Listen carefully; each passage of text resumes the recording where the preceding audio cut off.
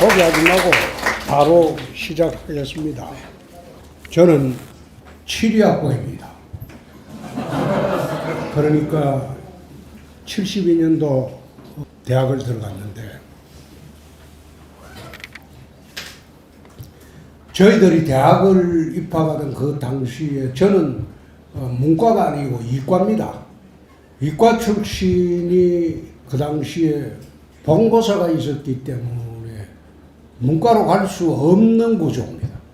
국어 같은 경우에 고문 2를 대학 입학시험에서 6대 4로 출제를 하는데 현대문은 6, 고문은 4. 이과에서는 고문을 가르쳐 주지 않습니다. 그래서 본고사를 이과에서는 문과를 치기가 불가능합니다. 본고사를 그 당시에 보던 시대이기 때문에. 대신 문과에서 이과도 갈 수 없습니다. 미분적분을 문과에서는 가르쳐 주지 않습니다. 이과 수학의 중심이 미적인데 미적분을 가르쳐 주지 않기 때문에 교차에서 시험을 볼 수가 없어요. 구조상으로. 그런데 12월 말쯤 고등학교 졸업하고 그때쯤 갑자기 문과로 갈 일이 생겨버렸어요. 그래서 나는 문과로 시험을 봤는데 고문은 빵점 먹었지.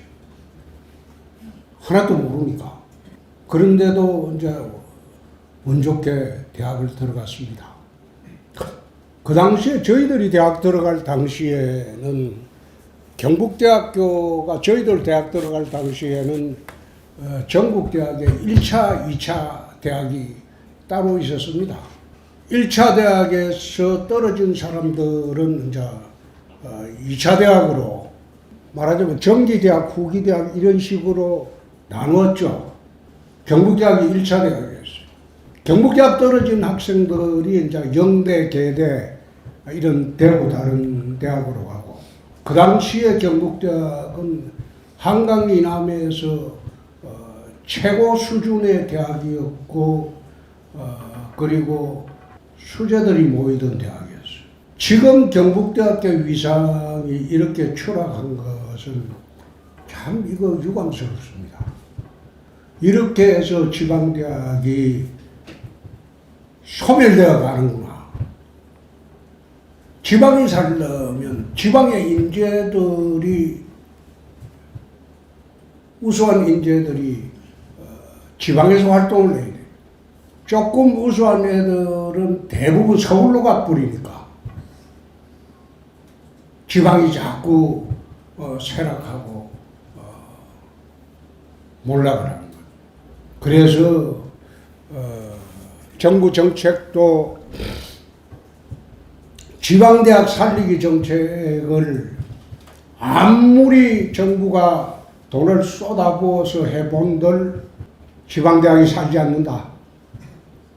지방대학이 살려면 그 지역에 자기의 꿈과 희망을 펼칠 수 있는 많은 공간들이 지방에 있어야 된다. 서울에 가지 않아도 꿈과 희망을 펼칠 수 있는 그런 활동 공간이 지방에서 제공을 해야 지방이 살고 지방대학이 사는 겁니다. 1년에 1,000억씩 더 주본들 지방대학 살지 않습니다. 지방에서 열심히 키워나면 전부 서울로 가버립니다. 그래서 정부 전체의 지방대학 살리기 그리고 이런 지방 살리기 운동 이것도 다 헛자가. 아무리 최근에 뭐 글로컬 대학 한다고 교육부에서 그러는데 내가 그거 보면서 웃었어요. 그래 해본들 그거 되지 않는다. 점점 지금 대학 입학생들은 줄어들어요. 최근에 한번 보세요. 벚꽃이 피는 순서대로 대학은 없어진다. 그 말 괜히 나온 말 아니에요. 앞으로 20, 30년 후에는 경북대학도 위험합니다. 그래서 정부 정책이 나중에 2조 교육부 장관 오거든 왜 바뀌어야 되는지 그때 한번 물어보십시오. 내 생각이 있긴 하지만은 그거는 지금 이야기 할 필요가 없는 것 같습니다. 대구 경북도 5.16 혁명 전에는 대구 경북의 GRDP가 수도권보다 높았습니다. 그 시절에는. 근데 지금 대구 경북의 GRDP가 대구의 GRDP를 따지면 전국 꼴찌입니다. 17개 자치단체 중에 17번째. 그럼 대구가 왜 이래 망했나? 울산 시민의 소득의 3분의 1밖에 되지 않습니다. 대구가 왜 이래 망했나? 30년 전부터 대구는 기본적으로 섬유도시입니다. 섬유로 일어선 도시이고 섬유가 중심인 도시였는데 30년 전부터 섬유가 쇠퇴하기 시작했어요. 쇠락하기 시작했어요. 대한민국 섬유의 상징이 제일모직이잖아요. 제일모직이 지금 아마 그 이름 자체가 없을걸요.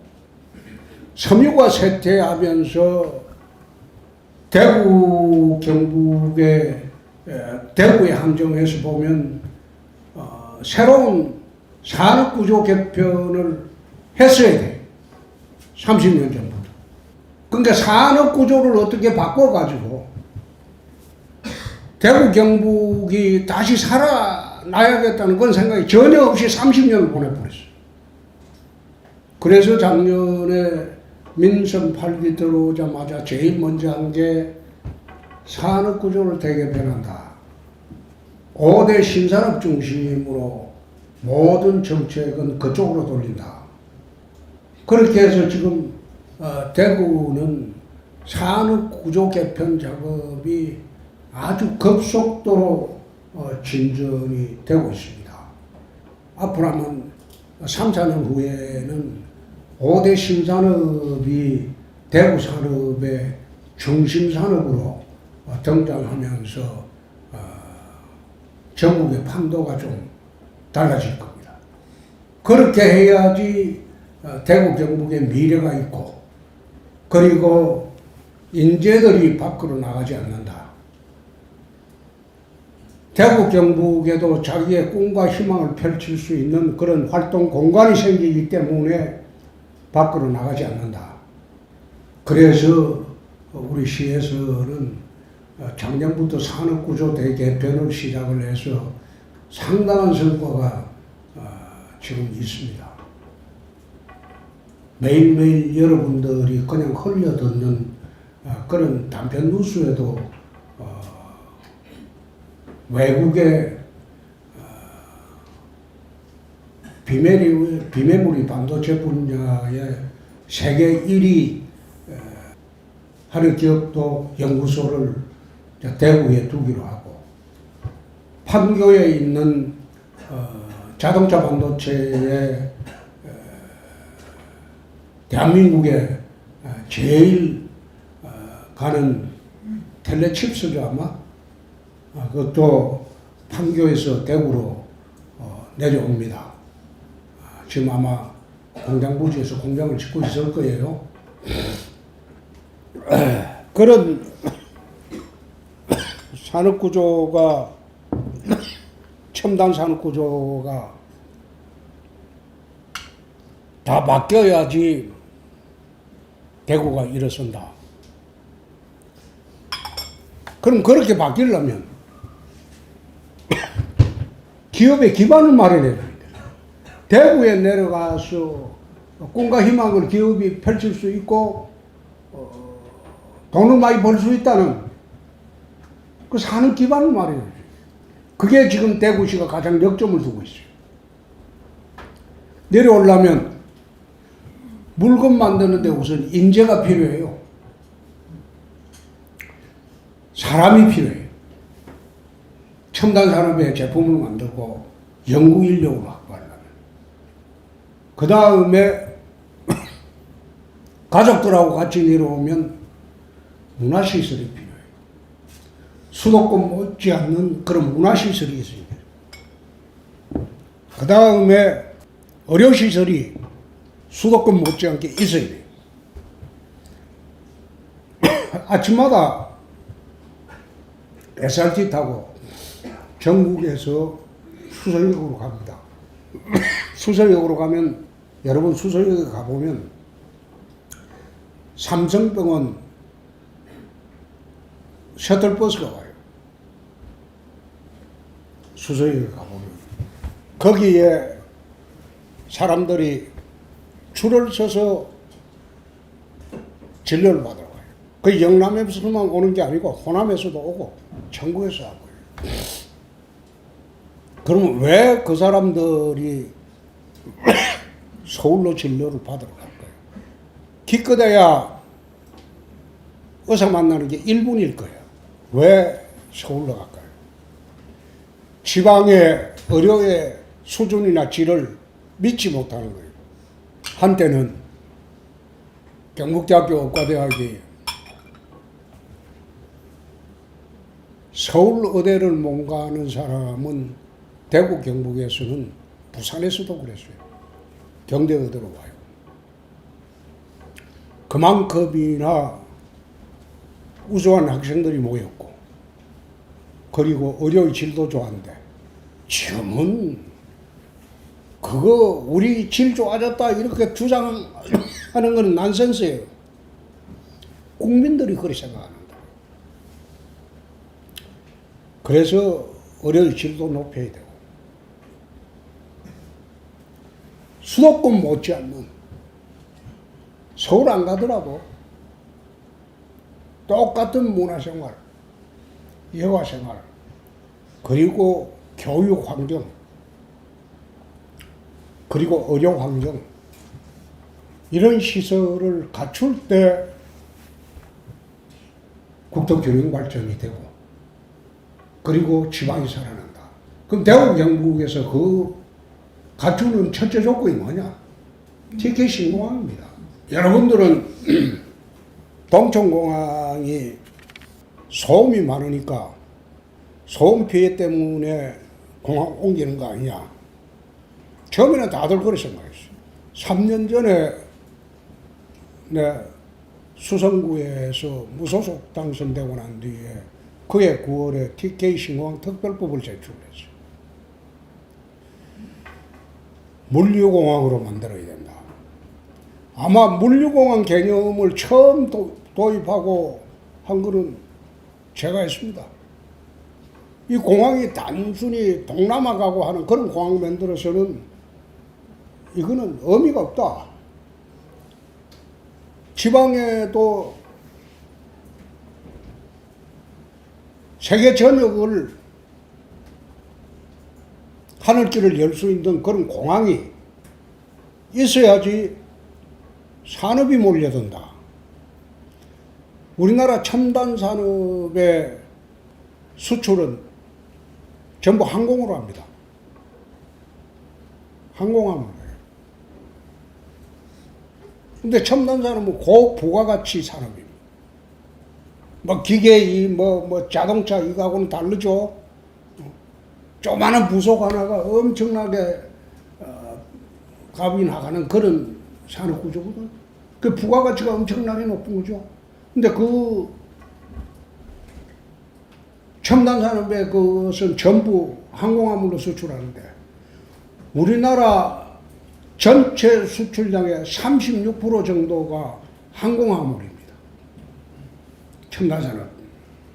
근데 36% 중에서 98.2%가 인천공항으로 나가요. 대구공항 저거는 0.1%도 안 돼요. 그러면 첨단 산업들이 수도권 이남으로 내려올 수 있을까요? 만들어가지고 시간을 다 둬서 납품을 해야 되는데, 납품기 못 맞추면 안 되거든. 시간을 다 두니까. 그럼 항공화물로 나가는데, 우리나라 항공화물 수출의 98.2%가 인천을 통해 나가는데 첨단 산업이 수도권이 이남으로 내려올 수 있는 그런 여건이 안 돼요. 부산선 만들어가지고 비행기로 인천 갔다가 다시 내려가지고 기업들은 그런 거 싫어하죠. 그 수도권에 또 인재도 많잖아요. 그래서 TK 신공항을 만들 때 물류공항으로 만들어야 되고 수도권의 98.2% 중에서 적어도 30% 이상은 물류 수송을 감당할 수 있는 물류공항으로 만들어야 된다. 그렇게 해야지 물류공항 주변으로 첨단 산업이 올 수 있는 여건이 생긴다. 그리고 대학과 협업해서 거기에 걸맞는 인재들을 양성을 해야 된다. 문화시설을 해줘야 된다. 의료시설을 높여줘야 된다. 그러면 대우는 내려오려고 하죠. 얼마 전에 기업 유치하거나 모든 게 교육시설, 문화시설, 의료시설, 그 다음에 복지시설 이런 게 다 갖춰져야 돼요. 수도권 못지않게. 그래서 우리 시에서는 그걸 동시에 지금 갖추려고 추진을 하고 있어요. 공항도 처음에는 활주로 길이가 짧았어요. 근데 그 활주로 길이 가지고는 동남아밖에 못 나갑니다. 지금 동남아 나가는 동천공항 그 다시 옮겨본들 대구 경북의 미래를 담보해 줄 수 없고 기업들이 그거 보고 오지 않습니다. 그래서 공항 활주로를 세계로 직접 나갈 수 있는 장거리 노선도 가능한 그 공항 구조로 지금 다 바꿔놓은 거예요. 지난 1년 동안 그거는 정지 작업을 다 해놨어요. TK 신공항이 생기면 유럽, 미주 모든 항공화물이 세계로 직접 수송 가능한 김포공항과 인천공항과 똑같은 장거리 운항 노선으로 지금 설계 구조는 그래 만들어 놨어요. 그거 만드는데 정부하고 참 많이 논쟁이 있었습니다. 근데 확정은 됐어요. 근데 거기에 만들어 놓으면 그 다음 그 주변에 공항 주변에 공항공단을 만들어야 돼요. 첨단 산업단지를. 근데 군위가 이제 대구시가 됐기 때문에 군위까지는 우리가 한다. 그래서 300만 평 정도 첨단 산업단지를 1차적으로 만들어 봐라. 그러고 난 뒤에 공항 건설과 동시에 첨단 산업단지 하면서 기업 유치를 이제 이렇게 오면 너가 어떻게 생활할 수 있도록 해준다. 군위가 좀 떨어져 있으니까 803 밑을 뚫어가지고 관통도로를 만들면 15분만 하면 대구시와 군위가 연결됩니다. 지금 거의 1시간 걸리죠. 그래서 803 관통도로를 민자로 뚫어라. 그게 국가재정사업으로 하면 아마 20년이 더 걸릴걸요? 한 20, 30년 걸릴 거야. 그러면 늦다. 그 민자로 시작하면 그게 5, 6년 내에 가능하다. 공항이 개항과 된과 동시에 그거는 8호선 관통도로가 완성이 될 수 있도록 추진을 해라. 그것도 지금 연말쯤 되면 본격적으로 이제 기업하고 이제 민자 신청을 받을 거예요. 첫 질문이 대구 경북 신공항에 대해서 구체적으로 어떤 점이 대구 경북에 좋아지나요? 내 설명 쭉 그거 다 했습니다. 두 번째, 대구공항을 반드시 이전해야 하나요? 신공항이 만들어지면 항공물류를 통한 대구 발전은 좋아지겠지만 실제 제주나 동남아 여행 등 공항을 이용하는 서민들은 불편은 커질 것 같은데 군공항 기능만 제거하고 민공항 동촌의 기능을 유지하는 방향으로 추진이 어려운가요? 이건 대학원생답지 않는 유치원생 질문이기 때문에 이런 유치한 질문은 답변하지 않습니다.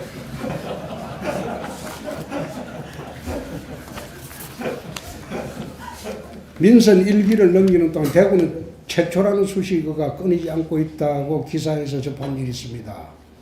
처음으로 70세 이상 어르신 무임 교통 통합 지원안을 단계적으로 시행하고 있고, 최초로 대형마트 의무 휴입을 평일로 바꾸고, 또 빅데이터를 활용해서 1만여 위기 가구를 발굴하신 것으로 알고 있다.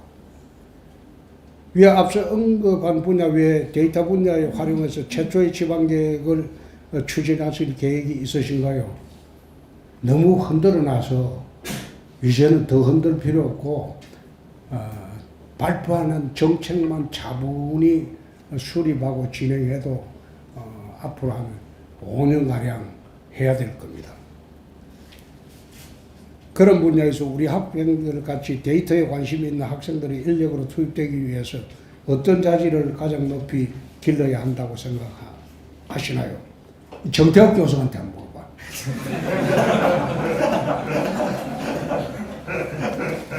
그래 좀 가르쳐주고.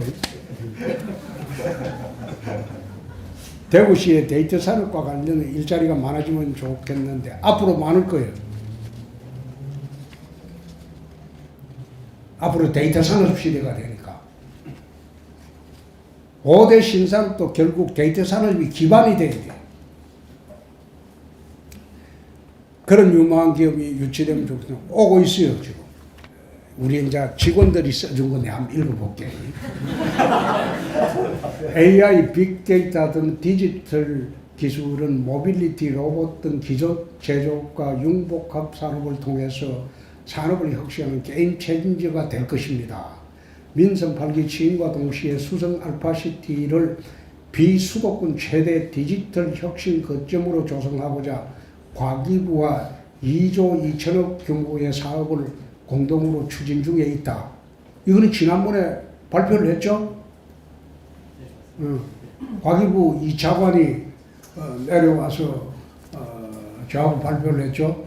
발표를 하고 과기부 2차관이 이야기하다 보니 지금은 국무조정실장으로 왔지 않나? 그지? 장관급으로?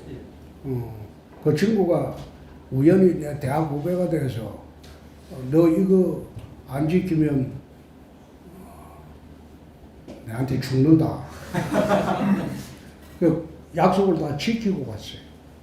그 1차로 그 연말까지 1조 2천억 투자 사업은 공동으로 할 겁니다.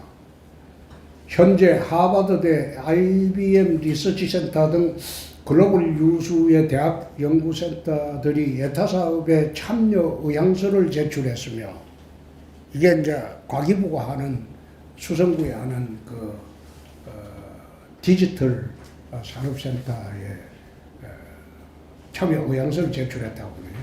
특히 데이터 분야 특화를 위해 이름 만들면 다 하는 대기업의 인공지능 기반 데이터 센터 유치도 적극 추진하고 있는데, 이거는 나는 모르는 일입니다. 야들이 나한테 보고도 안 하고 있는 모양이죠.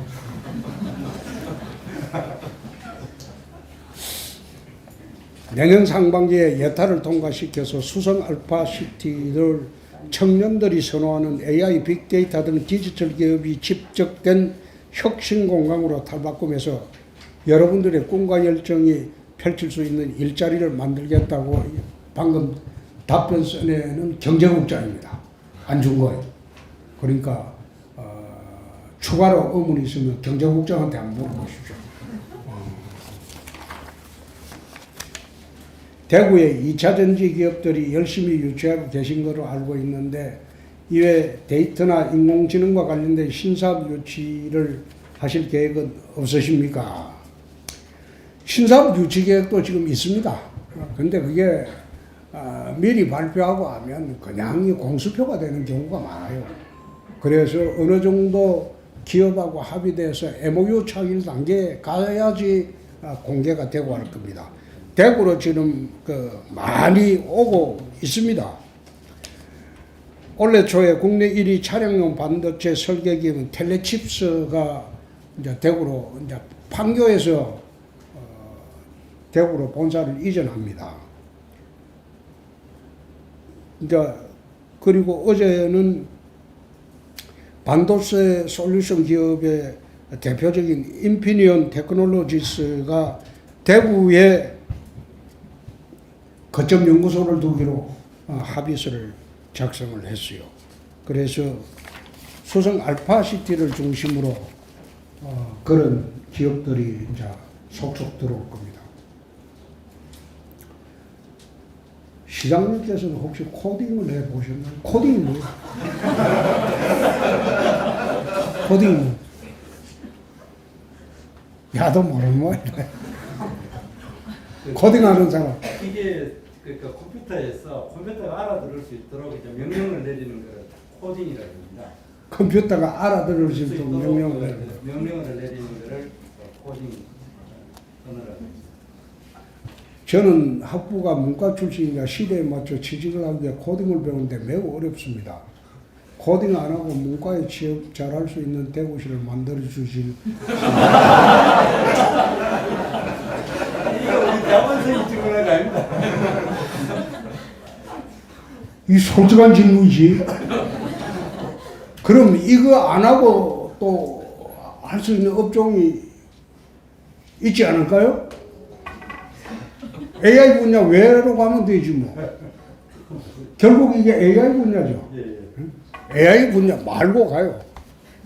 UAM도 있고 지금 어제 지금 여러분들 지금 미래 모빌리티 엑스포 하는 거 안 가봤죠? 응? 빨리 엑스포 이거 끝나고 난 뒤에 엑스포 가봐요. 내일이라도 주말이라도 미래 모빌리티 엑스포를 여태는 대구시 주관으로 했는데 금년부터는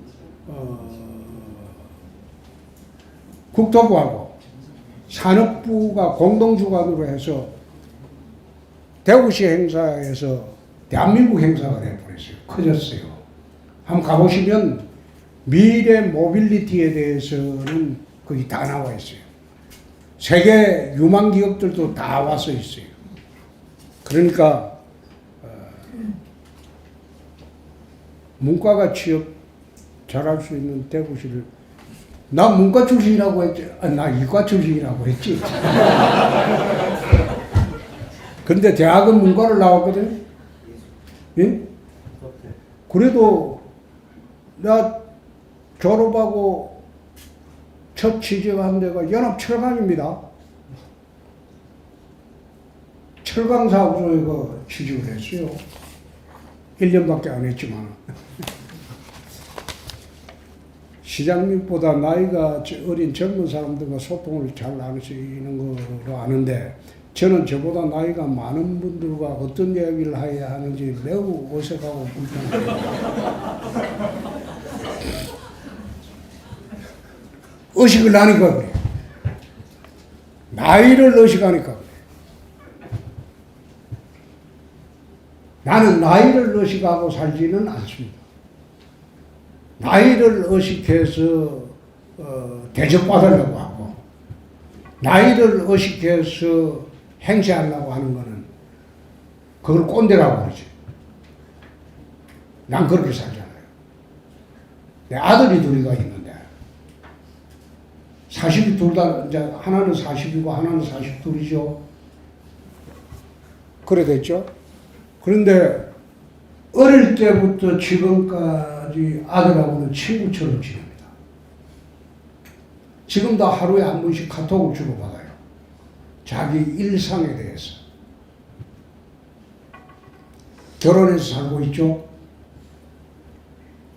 큰아들 같은 경우에 내가 서울에 잠실에 집이 있는데 잠실 2단지에 자기 집이 있는데 나는 아시아 순출에 있고 회사에 갔다 오면 9시 반 되면 본가로 가요. 킥보드, 전동 킥보드만 그거 뭐 길에 많잖아요. 그거 타고 와가지고 아버지하고 11시 반까지 놀다 가요.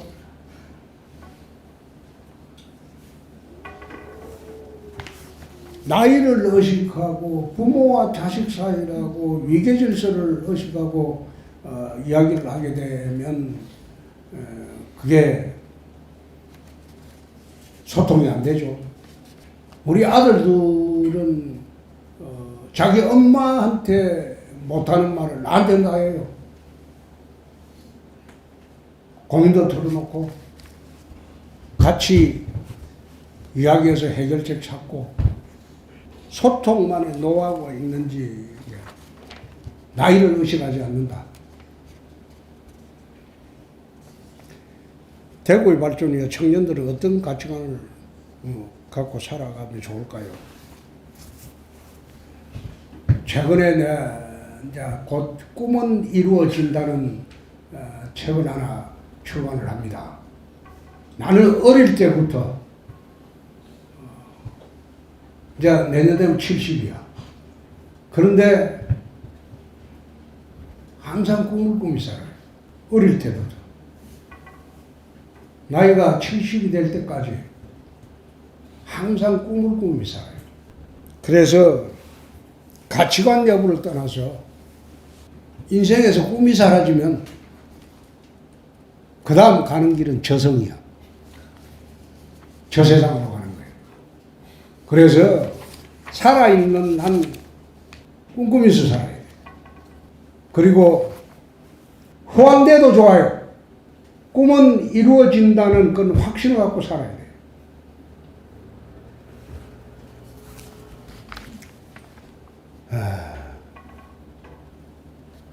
사회 초년생입니다. 사회 어딜 가나 큰 거짓말을 하는 사람들이 너무나 많은 것 같습니다. 저는 사람 간의 관계에서 가장 중요한 것은 신뢰라고 생각합니다. 시장님께서 생각하셨을 때 신뢰받는 사람은 어떤 사람인지 궁금하며 그런 사람이 되기 위해서 어떤 것인지 궁금한지 중요한지 궁금합니다. 이 물음에 답이 나와 있네. 거짓말하지 말면 돼. 거짓말 안 하고 살면 돼요. 나는 거짓말이 할 순간이 닥치면 말을 안 합니다. 긍정도 부정도 안 해요. 거짓말은 할 수가 없고 이 말을 했다가 큰 문제가 생길 것 같고 그럴 때는 입을 닫아버려요. 그 물어도 대답 안 해요. 그건 대답할 수 없다. 그렇게 합니다. 살아가면서 우리가 거짓말을 안 할 수가 없는 순간은 있어요. 그럴 때 선의의 거짓말이라고 하죠. 악의를 갖고 하지 않는 선의의 거짓말 같은 경우에는 용서를 해줄 수도 있겠죠. 근데 선의의 거짓말도 계속되면 신뢰가 무너지니까. 그래서 거짓말을 해야 되면서 거짓말 안 하고 사는 게 제일 속 편하게 사는 길이다. 그리고 사람 간의 신뢰를 쌓게 하는 것이다. MBTI 또 이거 묻는데 나는 엄격한 관리자라고 지난 대선 때 조사를 하면서 그래 나왔어요. 기자들의 응답에 매우 잘 답변하시는 것 같습니다. 내 하고 싶은 대로 하는 거야.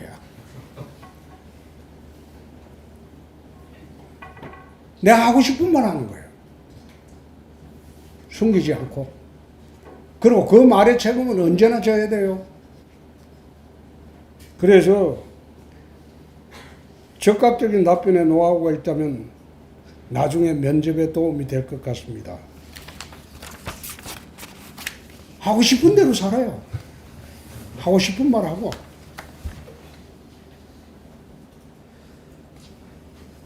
고려대학교에서 학부만 마치고 사회생활을 시작하시고 매우 승승장구하고 계신 것으로 알고 있습니다.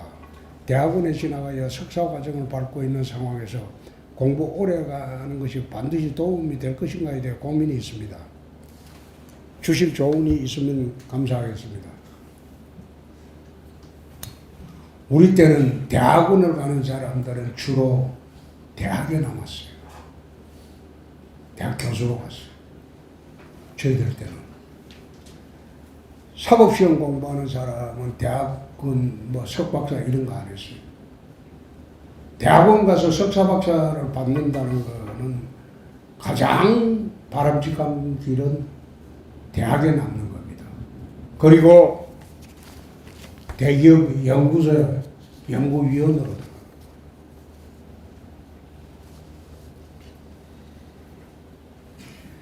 시장님께서는 페이스북을 정치 일기장처럼 쓰신다고 하셨는데 혹시 지우고 싶은 일기는 없으신가요? 일기는 남들이 보면 부끄러운 흑역사도 많은데 그런 흑역사는 없으니 이제 부끄러운 거는 잘 안 쓰지. 페이스북이 생기고 난 뒤에 정치하기가 굉장히 편해졌어요. 옛날에는 정치를 할 때에는 국회 정론관에 가서 기자회견을 하고 질의응답을 하고 그래야지 기사가 됐거든요. 근데 페이스북 나오고 난 뒤에는 뭐 그 질의응답 할 것도 없고 내 생각을 페이스북에 딱 쓰면 그게 바로 10분 내 기사가 돼서 쫙 깔린다. 굉장히 편해졌죠. 그러니까 왜 대구시정은 안 하고 중앙정치에만 그래 관심이 많느냐. 중앙정치가 잘 돼야 대구시가 잘 됩니다.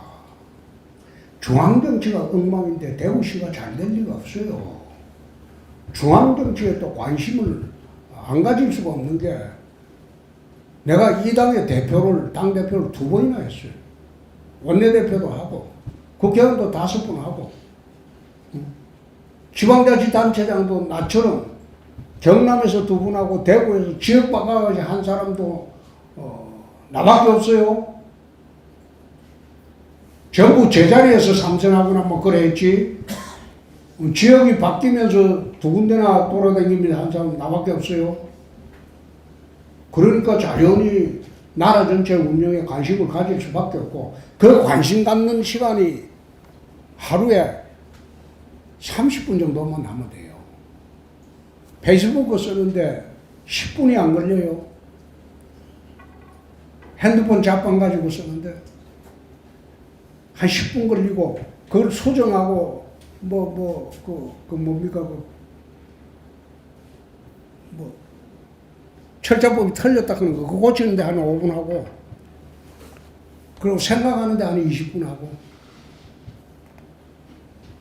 근데 하루 24시간인데 그 30분 그거 할애한다고 중앙정치에 관심이 많고 관심이 많더나 뭐 관심이 있게 살아야지.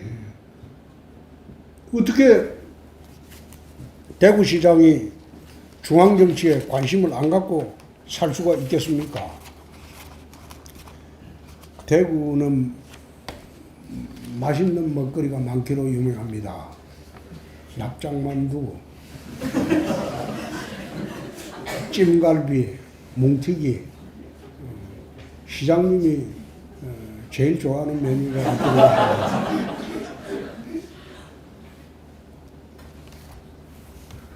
나 라면을 제일 좋아해. 라면을 좋아하고 점심시간은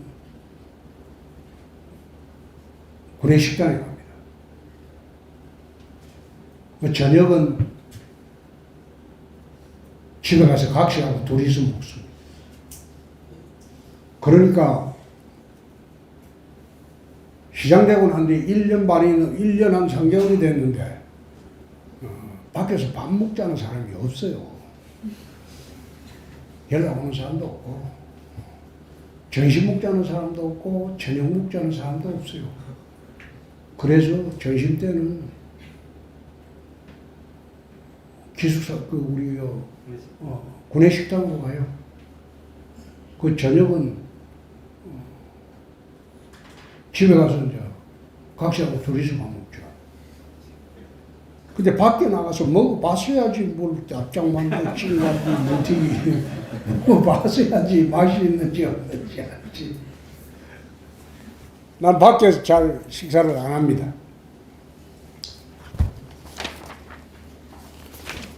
시장은 국회의원 때하고는 달라가지고, 국회의원 때는 그러지 않았죠. 많은 사람을 만나고 식사도 하고 밥도 사주고 얻어먹기도 하고 그래 하는데, 시장이라는 직책은 집행기관의 장입니다. 대구시의 모든 도시계획이나 정책이나 이걸 집행하는 최종 책임자가 시장인데, 시장이 밖에 나가서 저녁에 외부 사람들하고 식사하고 술 마시고 또 주말에 따지 골프 치고 또 술 마시고 이따위 짓 하게 되면 어떤 일을 결정하더라도 신뢰를 못 받아요. 그래서 일치하지 않습니다. 그거는 뻔하게 공정한 집행에도 나하고 특별히 술 마시는 사이다, 골프 치는 사이다, 또 같이 노는 사이다, 그래 돼버리면 시민들이 신뢰 안 해요. 그래서 시장 되고 난 뒤 1년 3개월 동안 외부 사람들하고는 식사를 안 합니다. 술을 안 마십니다. 골프도 같이 안 쳐요. 어울리지 않습니다. 대신 꼭 필요한 경우는 시청으로 오시면 차 한잔씩 다 대접합니다. 그때 어떤 식으로든 차 한잔하면서 이야기를 하는 거는 아무런 상관이 없어요. 그러나 외부인의 눈에 의심이 살만한 그런 행동하는 거는 나는 옳지 않다는 생각이에요.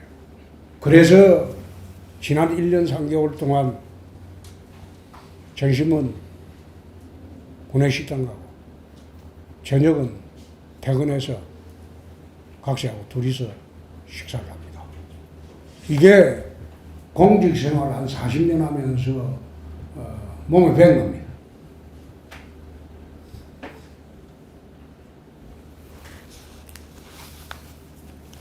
질문 답변 다 했어요. 그거 다 했고, 추가 질문이 있으면 간단하게 해주면 바로 답변하겠습니다. 옆에. 안녕하십니까. 식품자원경제학과 김민호라고 합니다. 시장님 벌써 3번이나 뵀는데 언제 작년에 그 경북대 오셨을 때 한 번 뵀었고, 올해 유시빈 작가님과 100분 토론 직접 방송했었고, 오늘 3번째인데 이제 질문 드리겠습니다. 대구시와 대구시와 군위군이 이제 통합을 하면서 지방 소멸에 대해서 사실 군위군은 절호의 기회를 얻었다고 생각합니다. 이 두 지역이 합침으로써 얻는 시너지도 많을 건데, 그럼 이제 대구시와 군위군의 사례를 봐서 전국적으로 지방 소멸을 막을 수 있는 방법을 다른 지역에서는 어떤 점을 알아가면 좋을지에 대해 궁금합니다.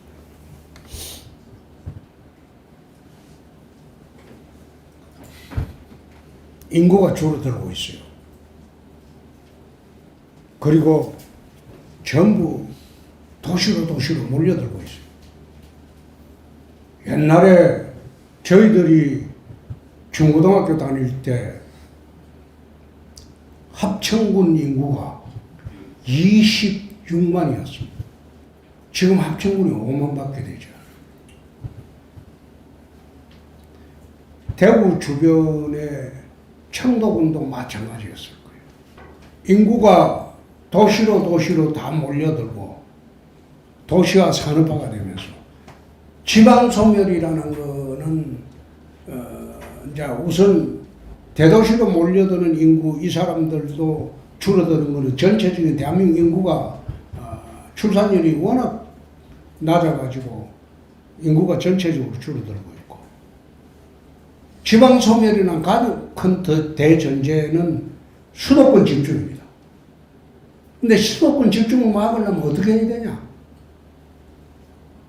내가 아까 이야기한 거 그래요. 지역에도 거대 경제권을 만들어야 돼요. TK 신공항 만드는 목적은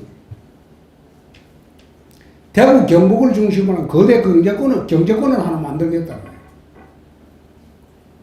그렇게 만들면 국토 균형 발전이 되고 지방 소멸을 막을 수가 있죠. 그렇게 하지 않고 이 정책 그대로 가면 수도권 집중 현상 이거는 막을 수가 없어요. 좀 더 잘 살기 위해서 서울로 가겠다는데 그걸 누가 막습니까? 그건 못 막죠. 대구에 있어도 서울 못지않게 내 꿈과 희망을 펼칠 수 있다는 확신이 서야지 대구에 있는 거지. 내가 대학 갈 무렵에 경북대학교 의과대학 가려고 했어요. 그 당시 경북대학교 의과대학이 서울대학 의과대학하고 갈 실력이 좀 딸리면 연대 세고난서 의대 안 갔습니다. 그 당시는 등록금이 비싸서 경대 이대로 다 몰렸어요. 그러다가 갑자기 내 문과로 바꿔가지고 경대 의대를 못 오고 법대로 가버렸는데 그렇게 가야지 내가 길이 있다고 판단을 했기 때문에 그렇게 결정을 한 겁니다. 지방 소멸 이야기하는데 지방 소멸을 막을 게 아니로 지방에도 그만한 여건을 갖춰줘야지 서울로 몰려드는 사람들이 지방으로 내려옵니다. 근데 그거는 윤석열 대통령보다 물어보세요. 대통령이 하는 이야기야. 대통령이 정책을 제대로 좀 하면 달라지지. 또 아따 이거 계속 이쪽 마이크 좀 줘라. 안녕하십니까. 중앙아까 2사학번 16명이라고 수도권과 지방 사이의 경제 격차에 대해서 말씀하셨는데 경제 격차만큼이 문화 격차도 중요하다고 생각을 합니다. 예를 들어서 지방 사람들이 이 유명 가수 콘서트 한번 보려면 수도권 사람들보다 돈과 시간을 더 투자해서 서울로 올라가서 보고 그래요. 그런 문제에 대해서 혹시 어떻게 생각하시는지. 아니 요즘 유명 가수들 대구 많이 내려오는데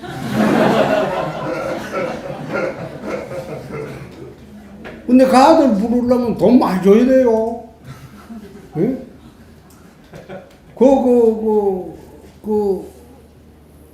며칠 전에 54단에 장병 위문 공연을 내 만들어줬는데 거기서 유명한 걸그룹들 장병 위문 관련 가면 남자는 별로 인기가 없어요. 그래서 전부 여성 유명 가수들만 불렀는데 그거 와서 보면 되지. 지금 대구에 그게 많아요. 그리고 대구에 이게 오페라 같은 경우에는 서울 못지 않습니다. 대구 오페라. 그리고 대구에 이건희 전 회장이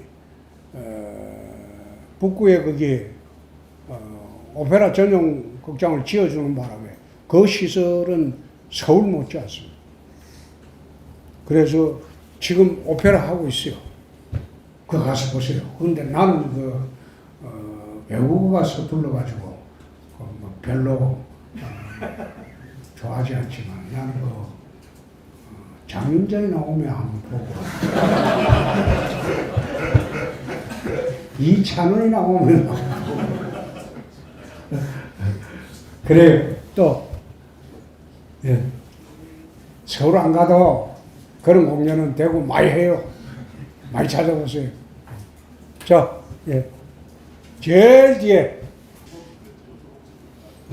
그러니까 저 AI를 통해서 가면 데이터가 사용할 데이터가 많아야 되는데 사실 기업들은 대부분 기업 비밀 때문에 그렇지. 안 하고 공공기관만 대구시나 이런 데서 이제 저 데이터를 제공하는 것만 사용하니까 한계가 있으니까 좀 더 많은 데이터를 개방할 수 있는 대구시의 정책이 필요하지 않느냐 지금 그 이야기를 하고 있습니다. 어떻게 뭐 개인 비밀을 그 사무실장을 내놓으라고.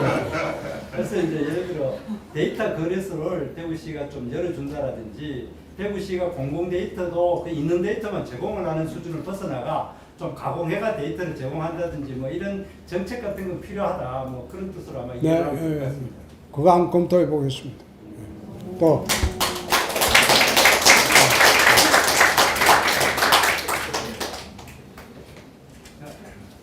이장 사진 찍으시죠. 우리 학생들하고 같이. 이제 다 끝났어요. 총장님이 들어와서 뭐 하지 마라 그런데 뭐. 우리 학생들 사진 찍어야 그 정도 할까요? 예. 됐어요. 예.